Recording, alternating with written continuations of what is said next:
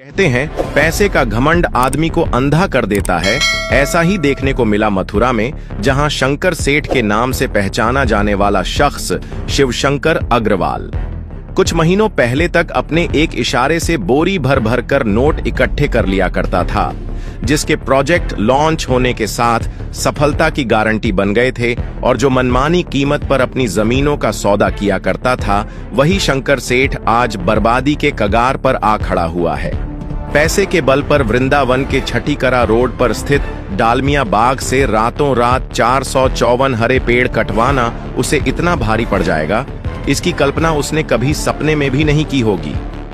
अचानक अर्श से फर्श तक जा पहुंचा शंकर सेठ आज अपने उन आधा दर्जन रियल एस्टेट प्रोजेक्ट को बचाने में लगा है, जो मथुरा से वृंदावन और वृंदावन से नेशनल हाईवे तक पर प्रस्तावित हैं। गले की हड्डी बना डालमिया बाग दरअसल करीब 27 एकड़ में फैले बाग का डालमिया परिवार से एमओयू साइन कराने के बाद राधा माधव डेवलपर्स नामक फर्म के हिस्सेदारों ने बिना किसी इजाजत के जिस तरह मनमानी की, उसने एक ओर जहां मथुरा के समूचे प्रशासन पर गहरा सवालिया निशान लगा दिया, वहीं दूसरी ओर मोदी और योगी सरकार की मंशा को भी ताक पर रख दिया। लगभग 300 करोड़ रुपए के इस सौदे की आड़ में शंकर सेठ तथा राधा माधव डेवलपर्स के दूसरे हिस्सेदारों ने एक अनुमान के अनुसार 2000 करोड़ रुपए जुटा लिए। बताया जाता है कि राधा माधव डेवलपर्स के हिस्सेदारों में शंकर सेठ के बेटे का नाम है। बहरहाल अब स्थिति यह है कि मामला एनजीटी के साथ साथ सुप्रीम कोर्ट भी जा पहुंचा है। सुप्रीम कोर्ट की सख्ती से साफ जाहिर है कि डालमिया बाग पर प्रस्तावित गुरु कृपा तपोवन कॉलोनी का प्रोजेक्ट तो खटाई में पड़ ही चुका है। शंकर सेठ के अन्य आधा दर्जन रियल एस्टेट प्रोजेक्ट भी पूरे होते नजर नहीं आ रहे। ऊपर से निवेशकों ने अपना पैसा लौटाने के लिए दबाव बनाना शुरू कर दिया है।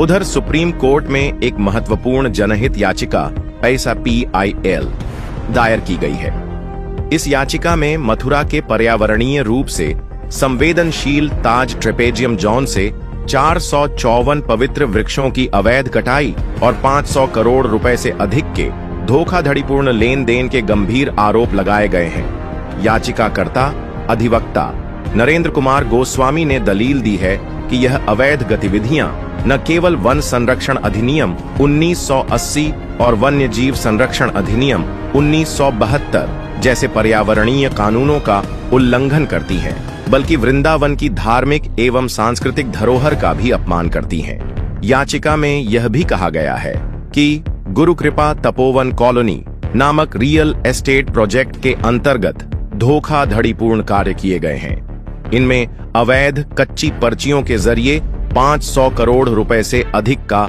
लेन देन हुआ है।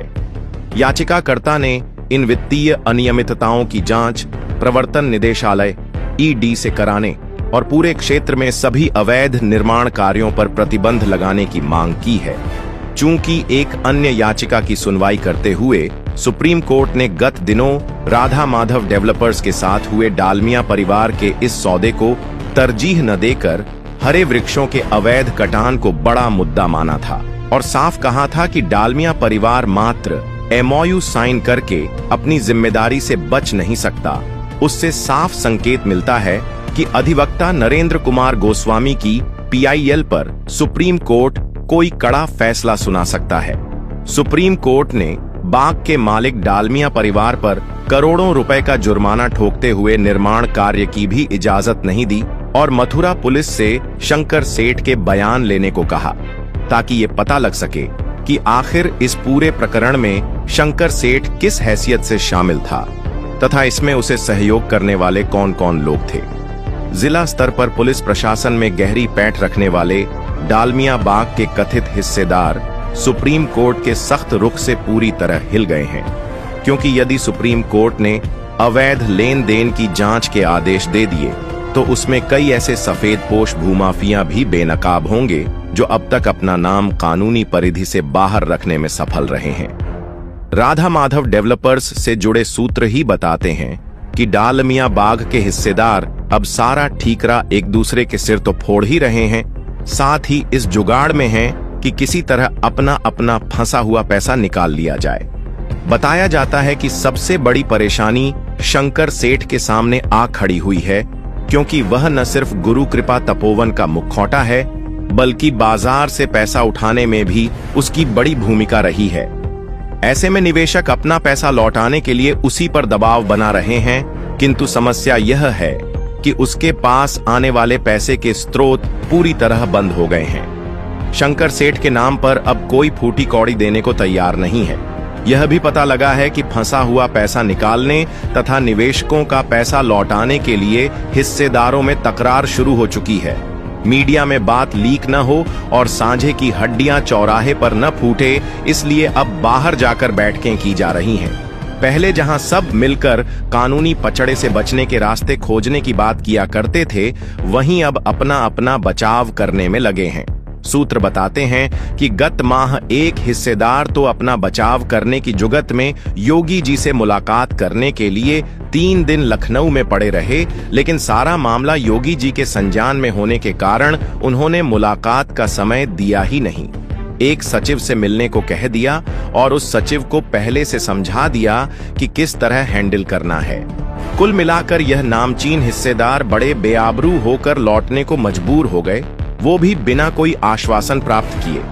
ऐसे में उनके सामने सबसे बड़ी समस्या यह है कि कल तक जिनकी आंखों के इशारे से काम हो जाया करते थे, केंद्र से लेकर यूपी तक की सत्ता के गलियारों में जिनके रिश्तों की गूंज सुनाई देती थी, आज उनकी साख को इस कदर बट्टा लगा है कि कोई सीधे मुंह बात करने को राजी नहीं है। मोटा माल कमाने के चक्कर में एमओयू साइन करके जो सैकड़ों करोड़ रुपया दे दिया, फिलहाल वो तो फंसा ही हुआ है, ऊपर से निवेशक गले की फांस बन गए हैं। सवाल यह है कि उन्हें ऐसी सूरत में कब तक टाला जा सकता है।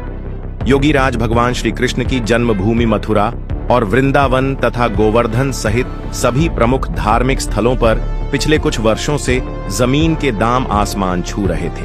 सामान्य आदमी तो इन स्थानों पर जमीन का छोटा सा टुकड़ा तक खरीदने की हैसियत खो चुका था, लेकिन डालमिया बाग कांड के बाद यहां रियल एस्टेट के कारोबार को जैसे ग्रहण सा लग गया है। निवेशकों का भरोसा बिल्डर्स और कॉलोनाइजर्स पर से पूरी तरह उठ चुका है। वो अब यूं ही पैसा लगाने को तैयार नहीं है, जिस कारण पैसे का लेन देन नहीं हो पा रहा। बेशकीमती जमीनों के सौदे अधर में लटके हुए हैं। भरोसा टूटने के कारण रंजिशें पनपने का खतरा बढ़ गया है।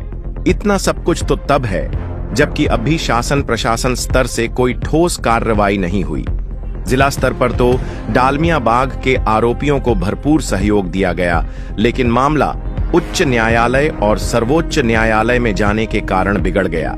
इसी महीने और फिर अगले महीने भी विभिन्न न्यायालयों में सुनवाई होनी है, रिपोर्ट सौंपी जानी है।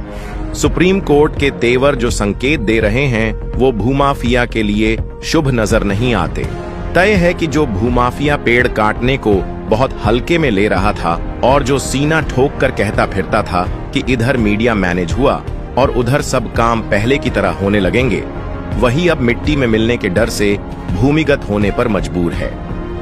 बाकी का हश्र क्या होगा, यह भले ही भविष्य के गर्भ में हो, लेकिन जिस शंकर सेठ को भूमाफिया ने अपना मुखौटा बनाकर पेश किया और जिसके चेहरे पर हजारों करोड़ रुपए जुटा लिए, उसका खेल जरूर खत्म होता साफ दिख रहा है।